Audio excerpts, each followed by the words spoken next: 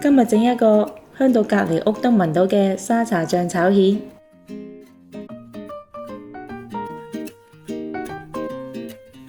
沙蜆用水同鹽浸1至2個鐘吐沙，再用清水洗乾淨備用。指天椒切粒，薑切絲，蒜剁成蒜蓉。沙茶醬加2茶匙水混合開稀，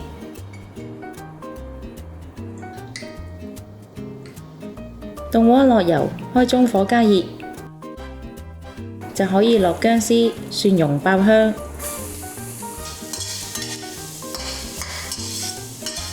再加入沙蜆，不斷兜炒，直到蜆開口嘅時候，就可以加入沙茶醬拌炒均勻。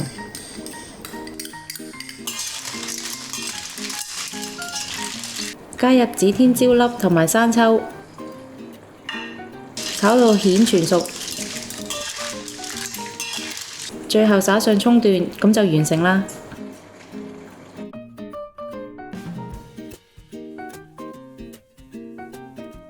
鍾意我哋條影片嘅朋友可以 Like、Subscribe、Share， 同埋記得撳着個鐘仔，可以第一時間收到我哋嘅最新資訊同埋影片。